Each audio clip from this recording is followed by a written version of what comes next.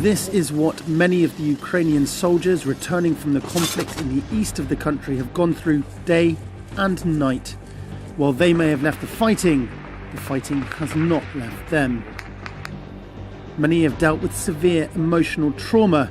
For them, the road to mental well-being can often be the hardest battle of all.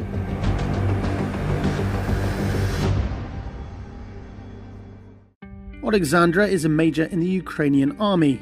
Seen here in a session with a psychotherapist, she spent 3 years in the conflict zone. Her role included sending the troops to the front line, identifying the bodies of those killed, and notifying their loved ones. И страх потом того, что я понимала, что они идут туда, и вот страх, что они идут, а вернутся ли, то есть, что как бы ты их отправляешь, а не дай бог, вот пока эта группа, которая не хотела идти, не вернулась, я тогда 2 суток вообще спать не ложилась, потому что я очень боялась, что не дай бог с ними ничего не случилось, потому что как бы ты их сам, такая вина от того, что ты их отправил.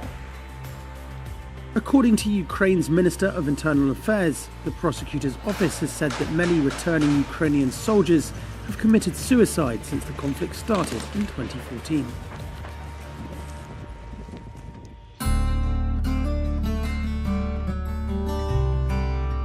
Here at a military base near Odessa in southern Ukraine, NATO is funding psychological rehabilitation seminars run by the Ukrainian NGO League of Officers for veterans returning from the front line. Victoria Arnautova is one of the lead psychologists. Мы информируем ребят о тех симптомах, которые у них могут возникать. Возможно, их нет сейчас, но они могут возникнуть с годами, потому что боевой стресс имеет такую специфику, отсроченность реакций.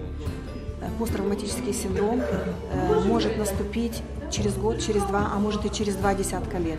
И они должны знать о том, что это может с ними произойти и что нужно для этого делать. As well as informing the participants about the symptoms of post-traumatic stress disorder, or PTSD, the 3-day courses also act as a decompression period before the soldiers attempt to acclimatise back to civilian life.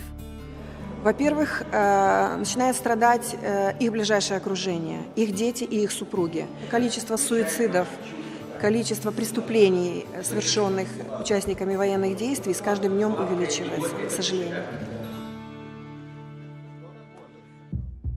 Returning soldiers often suffer from emotional burnout, which can lead to mistrust and guilt, and then in some cases aggression and alcoholism. Yevgen served on the front line as a sergeant for 10 months. When he returned, he found it hard to readjust to civilian life.